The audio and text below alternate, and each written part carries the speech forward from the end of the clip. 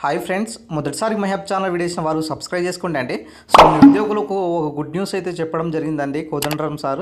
So job క్యాలెండర్పై ఈరోజు చర్చ ఉంటుందనేసి so cabinet మీటింగ్లో భాగంగా సో ఇక్కడ జాబ్ క్యాలెండర్ గురించి మాట్లాడే అవకాశం ఎక్కువగా ఉన్నదనేసి సో జాబ్ క్యాలెండర్పై మాకు భిన్నాభిప్రాయాలు ఎటువంటి లేవు.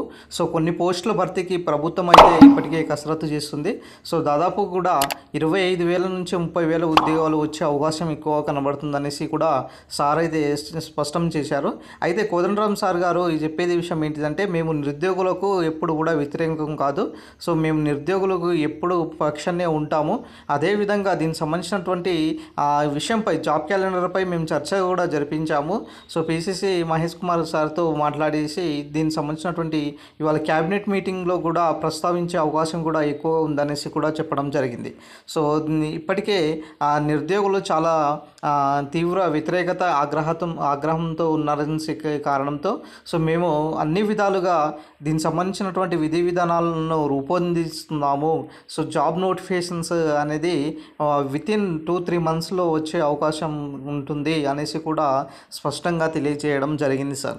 సో సార్ మాటలు చూస్తుంటే మరి ఖచ్చితంగా ప్రభుత్వం అయితే ఈ వ్యతిరేకత ఏదైతే వస్తుందో సో ఇటు నిరుద్యోగులు అనే అంశమే కాకుండా అటు బీసీ రిజర్వేషన్ సంబంధించినటువంటి 42% రిజర్వేషన్ ఏదైతే ఉన్నదో సో దానికి సంబంధించినటువంటి కూడా మరి ఈరోజు క్యాబినెట్ మీటింగ్లో కూడా చర్చించి మరి ఎలక్షన్స్ ఏదైతే స్థానిక ఎలక్షన్స్ ఏదైతే ఉన్నాయో ఈ స్థానిక ఎలక్షన్స్ కంప్లీట్ అయిపోయిన తర్వాత దీనిపై చర్చించే అవకాశం అయిపోయిన తర్వాత నోటిఫికేషన్స్ ఇచ్చే అవకాశం ఎక్కువగా ఉందనేసి కూడా సార్ ఇక్కడ స్పష్టంగా చెప్పడం జరిగిందండి. సో మేము ఎప్పుడు కూడా నిరుద్యోగులతో అండగానే ఉంటామనేసి కోదండరామ్ సార్ అయితే చెప్పడం జరిగింది. సో కొన్ని పోస్టుల భర్తీకి ఇప్పటికే ప్రభుత్వము కసరత్తు చేస్తుంది. కొన్ని పోస్టులకు అయితే ఆర్థిక శాఖ కూడా ఆమోదించినట్లు కూడా ఇక్కడ తెలియజేయడం జరిగింది. సో మొత్తానికైతే తెలంగాణ పబ్లిక్ సర్వీస్ కమిషన్ మరోసారి ఒక భారీ నోటిఫికేషన్స్ ఇవ్వనున్నది. ఈ యొక్క కొత్త ఏడాదిలో మరి ఈ యొక్క నోటిఫికేషన్స్ అనేది వచ్చే అవకాశం కూడా ఎక్కువగా ఉన్నదనేసి స్పష్టంగా చెప్పడం జరిగింది. సో ఈరోజు జరిగేటటువంటి ఏదైతే క్యాబినెట్ మీటింగ్ ఉన్నదో సో ఒక కీలక రోల్గా మారబోతుంది. అటు బీసీ రిజర్వేషన్ 42% అయినా సరే, ఇటు జాబ్ క్యాలెండర్ అయిన అంశం అయినా సరే మరి ఈరోజు దీనికి సంబంధించినటువంటి ప్రస్తావన తీసుకొస్తే మాత్రము ఖచ్చితంగా మనకు డిసెంబర్లోనే దీనికి సంబంధించినటువంటి జాబ్ క్యాలెండర్ విడుదలకు అయ్యే అవకాశం ఎక్కువగా కనబడుతుంది. సో కాబట్టి మై డియర్ ఫ్రెండ్స్, నేను చెప్పేది ఏంటిదంటే ఇప్పటికైనా మీ ప్రిపరేషన్ కంటిన్యూ చేసుకోండి. ప్రభుత్వము ఉద్యోగాల విషయంలో చాలా స్పష్టతగా ఉన్నది. మరో 3-4 నెలల్లో నోటిఫికేషన్స్ ఇవ్వాలనేసి కూడా చర్చగా ఇక్కడ చేస్తుంది. కాబట్టి తక్షణ కర్తవ్యం ఏంటిదంటే మీ యొక్క ప్రిపరేషన్ని మెరుగుపరచుకోవాలి, మీరు ఉద్యోగం సాధించడమే.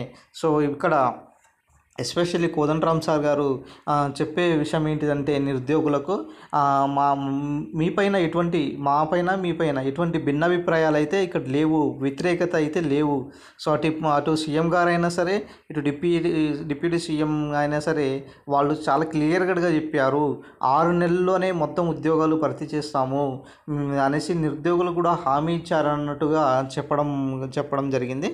సో వాస్తవానికి మరి సార్ మాటలను చూసుకుంటే మనకు డిసెంబర్ జనవరిలో జాబ్ క్యాలెండర్ విడుదలకు సిద్ధంగా ఉన్నటువంటి సమాచారం అయితే దొరుకుతుందండి. సో కాబట్టి ఇప్పటికైనా ప్రభుత్వము ముందుకొచ్చి ఈ యొక్క ఉద్యోగాల విషయంలో ఆలస్యం ఇంకా చేయకుండా నోటిఫికేషన్ ఇస్తే ఇంకా చాలా బెటరే అండి. ఇంకా ఎందుకంటే నిరుద్యోగులు ఇప్పటికే దాదాపుగా 2 years కంప్లీట్ అయినా ఒక నోటిఫికేషన్ లేదనేసి వ్యతిరేకత ఆగ్రహము వ్యక్తం చేస్తున్నారు. కాబట్టి ప్రభుత్వం దీనిపైన తొందరగా స్పందించాలనేసి కోరుకుంటున్నాం. సో వీడియో నచ్చిన లైక్ చేయండి, షేర్ చేయండి, సబ్స్క్రైబ్ చేసుకోండి మై డియర్ ఫ్రెండ్స్.